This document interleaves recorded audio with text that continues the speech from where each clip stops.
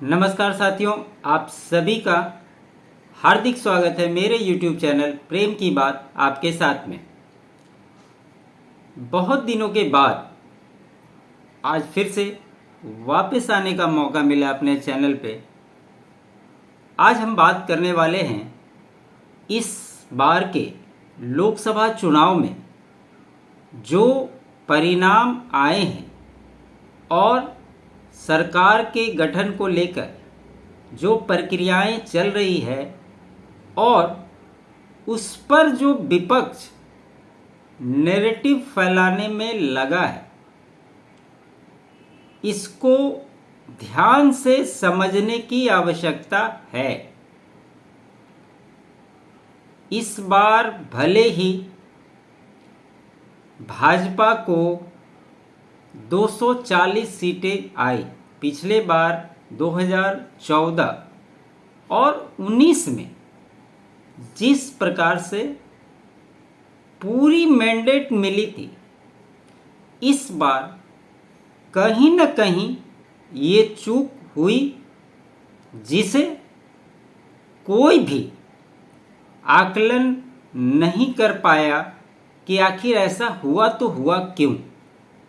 लेकिन फिर भी जनादेश एनडीए के पक्ष में आया। वहीं दूसरी ओर विपक्ष लगातार ये नैरेटिव फैला रहा है कि ये मोदी की हार है, मोदी को सरकार नहीं बनाना चाहिए और अपनी ओर से चाहे टीडीपी चंद्रबाबू नायडू की पार्टी या नीतीश कुमार को लेकर एक भ्रम फैलाने की स्थिति पैदा कर रही है ताकि एनडीए सरकार बनाने से चूक जाए।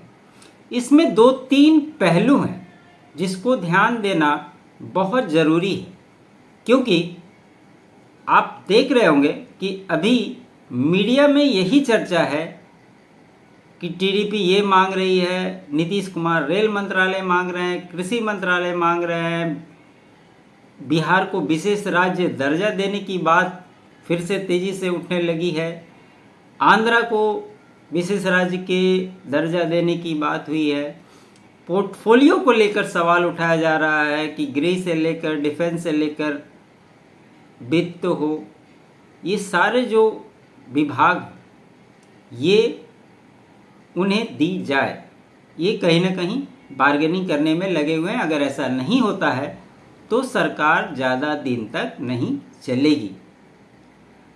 इसमें प्रधानमंत्री नरेंद्र मोदी का एक बयान आया कि 2 कार्यकाल तो उन्होंने अपने बलबूते पूर्ण बहुमत की सरकार को चलाया, लेकिन इस बार अपने साथियों के साथ सरकार कैसे चलती है वो उन्होंने स्पष्ट तौर पे करके दिखाना है।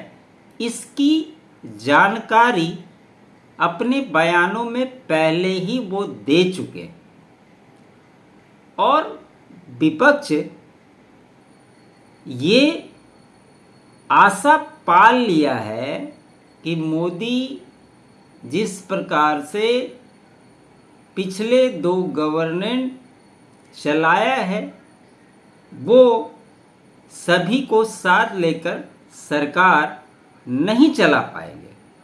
ऐसी स्थिति में सरकार 6 महीने साल भर में अपने आप गिर जाएगी और इंडी गठबंधन को सरकार बनाने का मौका मिल जाएगा। वहीं दूसरी ओर कहीं न कहीं उन्हें ये भी डर सता रहा है कि कहीं भाजपा फिर से एनडी अलायंस के कुछ सहयोगियों को तोड़ न ले, इसलिए उन्हें एकजुट रहना चाहिए। आपने देखा होगा कि जिस दिन एनडीए की बैठक हुई उसी दिन इंडी अलायंस की भी बैठक थी और सब एक दूसरे को बधाई इस प्रकार से दे रहे थे कि जैसे उन्होंने बहुत बड़ा किला फतह कर लिया है, युद्ध जीत लिया है। इस बार के चुनाव में इस बात से इनकार नहीं किया जा सकता। आप सभी भी इस बात पर गौर कीजिएगा कि कहीं न कहीं विपक्ष ने जो नैरेटिव बनाया था उस नैरेटिव को फैलाने में सक्षम रहा और उसके आधार पर वोटों का ध्रुवीकरण हुआ और इसी के दुष्परिणाम हुए कि भाजपा यूपी में बुरी तरह से हारी। और भी कुछ प्रदेशों में अगर मोटा मोटी अगर आप देखें, यूपी, राजस्थान, आसाम और पश्चिम बंगाल, इन 4 राज्यों में इनकी सीटें घटी, जहां विपक्ष ये मानने से इनकार कर रहा है कि ये मोदी की नैतिक हार है। इस देश की जनता ने मोदी को नकार दिया, तो बाकी राज्यों में जो परिणाम आए, क्या उस परिणाम को विपक्ष टीन के चश्मे लगाकर देखने की कोशिश कर रहा है, या कहावत जो है कि मुझे जो अच्छा लगता है मैं सिर्फ उसे ही सुनूंगा, उसे ही देखूंगा, उसी कहावत को कहीं ना कहीं चरितार्थ करने की कोशिश की जा रही।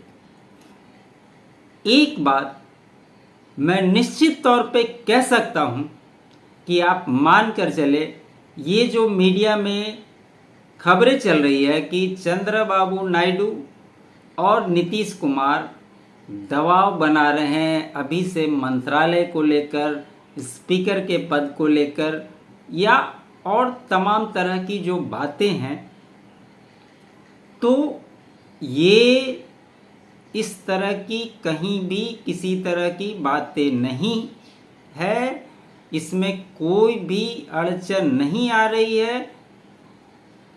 5 जो एक पार्टी में 5 जो सांसद चुन के आए हैं, उसमें एक कैबिनेट और एमओएस देने की बात हो रही है। अब मान लीजिए कि टीडीपी के 16 है, तो उन्हें 1 या 2 कैबिनेट में और 3 की जगह 4 एमओएस में जगह मिल सकती है।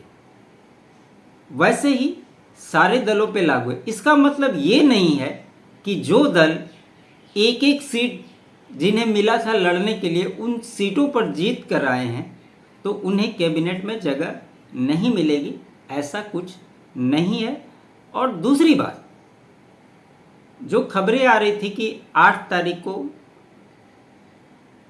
प्रधानमंत्री शपथ लेंगे, वो 9 तारीख को संभवतः शाम में 7 सवा 7 बजे ये कार्यक्रम होगा और सरकार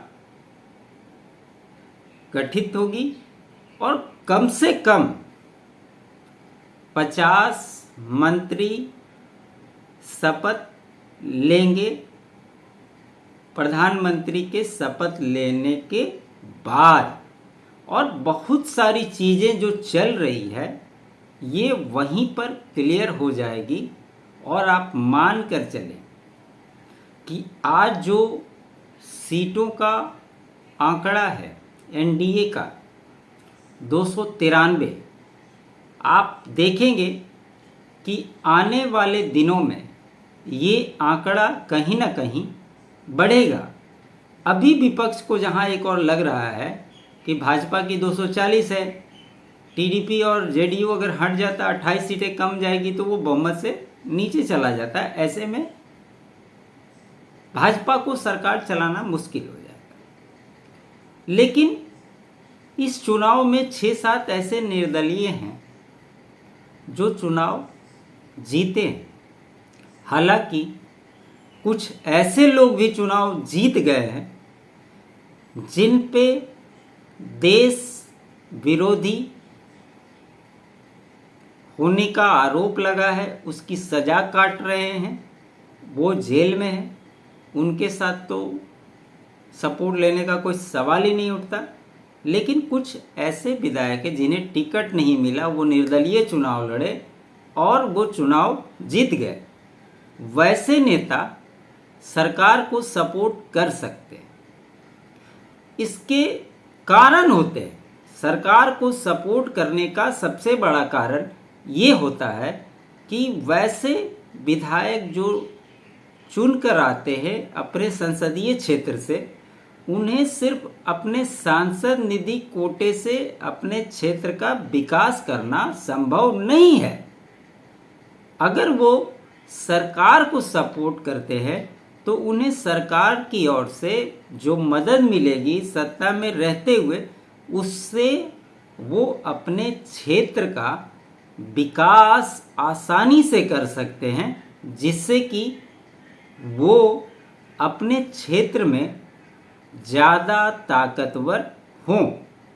और इसीलिए निर्दलीय जो है वो सरकार जो बनाती है, ज़्यादातर लोग सरकार को ही सपोर्ट करते हैं। दूसरी बात,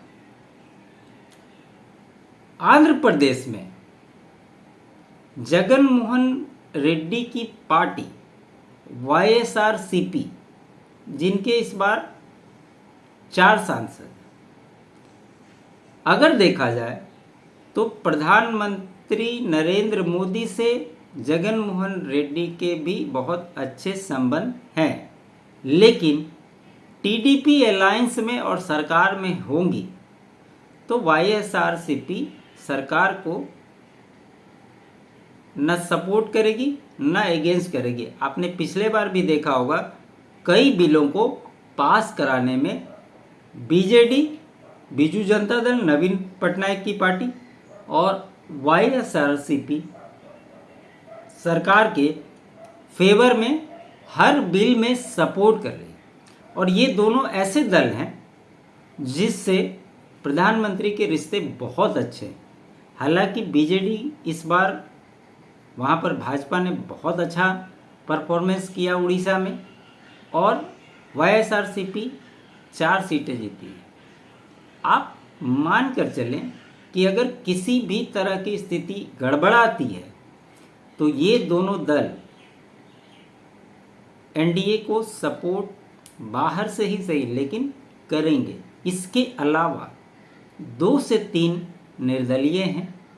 मिजोरम की पार्टी है, वहाँ से भी इन्हें सपोर्ट मिला है।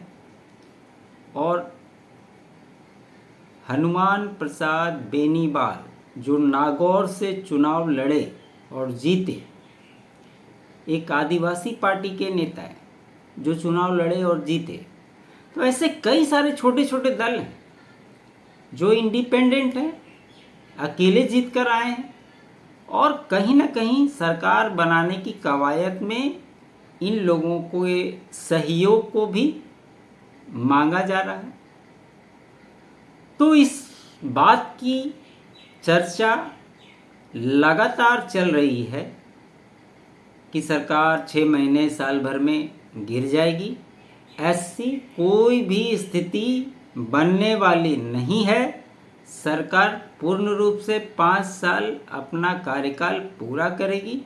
ठीक है, जो मिशन दिया गया था, लिया गया था, वो संभवतः कहीं ना कहीं विपक्ष के अपने नैरेटिव में वो सफल हुए, और इसके फलस्वरूप ये परिणाम देखने को मिला जिसकी किसी ने कल्पना नहीं की थी।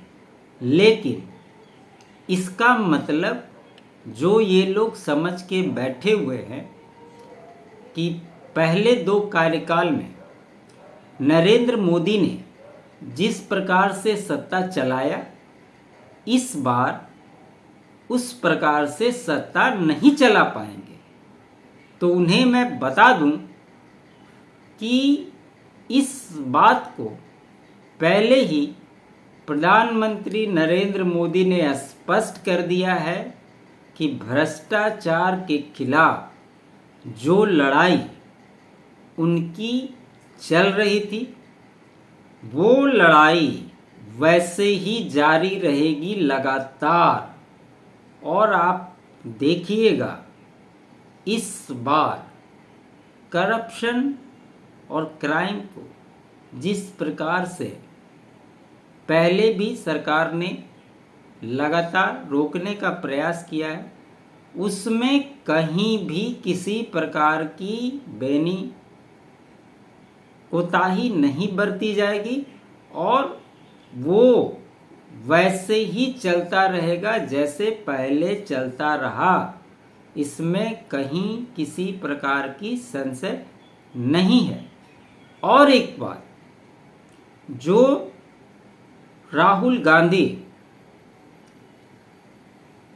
नरेंद्र मोदी जी को नैतिक हार की जिम्मेवारी लेने की बात करते हैं, उस राहुल गांधी को सोचना चाहिए कि पिछले 3 चुनाव में या वो अध्यक्ष बन के लड़े हों या कांग्रेस के सबसे बड़े नेता बनकर लड़े हों, अगर इन तीनों लोकसभा चुनाव को जोड़कर कांग्रेस की सीटें जोड़ी जाएं, 2014, 2019 और 2024 की, इन तीनों चुनावों के नतीजों में जो कांग्रेस को सीटें आई है, उन टोटल सीट को जोड़ने के बाद भी भाजपा ने जो इस बार अचीव किया है, उन सीटों के आंकड़ों के आसपास भी नहीं पहुंच रही है।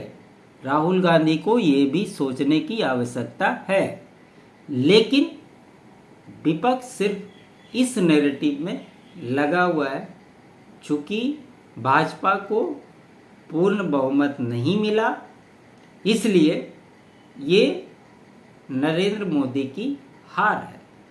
और खान मार्केट, चाइनीज़ मीडिया इसको बड़ी बड़ी बातें बनाने में लगा हुआ है। और जब तक सरकार का गठन नहीं होता है, इसी प्रकार से ये खबरें 24 घंटे चलती रहेगी। लेकिन इन खबरों में कितनी सच्चाई है, वो तो आने वाले समय में आप खुद देखेंगे। लेकिन निश्चित तौर पे चूँकि सरकार सर्वसम्मति से इस बार चलनी है, कुछ परेशानियां हो सकती है, लेकिन इसका मतलब ये नहीं है कि सहयोगी दल अपनी मनमानी कर सकें और उसके हिसाब से सरकार चलाने में अपनी दखल दे सके। मैंने जिस प्रकार पहले कहा कि ये जो नैरेटिव फैलाया गया कि पोर्टफोलियो को लेकर दोनों दल डिमांड कर रहे हैं, उसमें कहीं किसी प्रकार की सच्चाई नहीं है।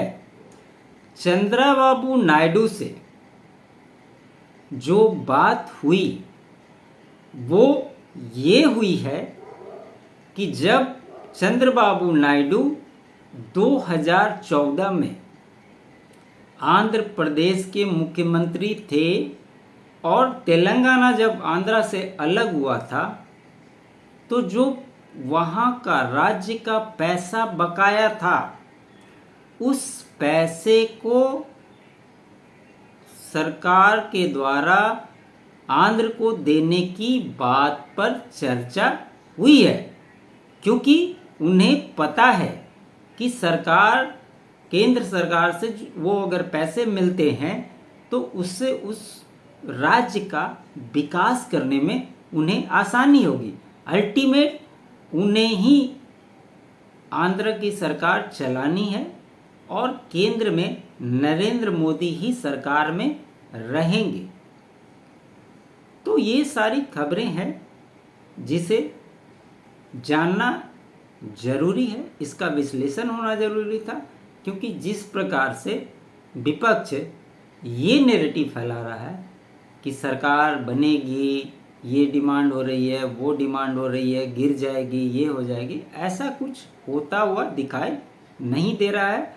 दूर दूर तक इसकी कोई संभावना नहीं है। और जैसे ही शपथ ग्रहण होगा, आपने पहले भी प्रधानमंत्री के इंटरव्यू में देखा होगा कि उन्होंने 125 दिन का रोड मैप तैयार किया हुआ है। आप देखिएगा कि सरकार बनते ही किस प्रकार से एक्शन मोड में नज़र आएगी। ये सरकार गठन होने के तुरंत बाद आपको दिखाई देगा। इसमें कहीं किसी प्रकार की संशय की स्थिति नहीं है।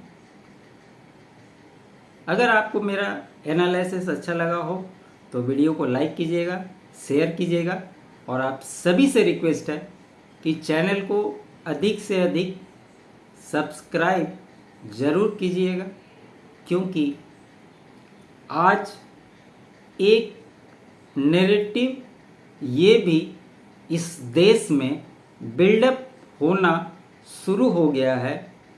हिंदुस्तान में हिंदू और हिंदुत्व की बात करने वाले लोगों की तुलनाओं में एक अलग नैरेटिव फैलाने वाले लोगों की संख्या बहुत तेज़ी से बढ़ रही है, और कहीं ना कहीं उन्हीं के माध्यम से फैलाए गए प्रोपेगेंडा को देखने वाले लोगों की संख्या मिलियंस के मिलियंस है। और जो हिंदू और हिंदुत्व की बात करते हैं, वो आप देखेंगे कि वो वैसे कई सारे मित्र हैं जो काम करते हैं। उनके सब्सक्राइबर को देखेंगे तो कोई 4 लाख, कोई 5 लाख, कोई 6 लाख, कोई 10,000, कोई 20,000, इस तरह से, क्योंकि उनके बातें उन्हें पसंद नहीं आती। उन्हें लगता है कि ये गोदी मीडिया है, मोदी भक्त है। तो वैसे लोगों को जवाब देने के लिए आप लोगों की सपोर्ट की निश्चित तौर पे आवश्यकता है। आप लोग ज़रूर सपोर्ट करें, और इसी प्रकार से चीज़ें सामने आती रहेगी। हमारी कोशिशें जारी रहेगी कि सही तथ्य आप लोगों तक पहुंचा सकें बिना किसी दिक्कतों के। इसी के साथ आप सभी से विदा लेता हूं। फिर से आग्रह है, चैनल को अधिक से अधिक शेयर कीजिएगा, सब्सक्राइब जरूर कीजिएगा। बहुत बहुत धन्यवाद।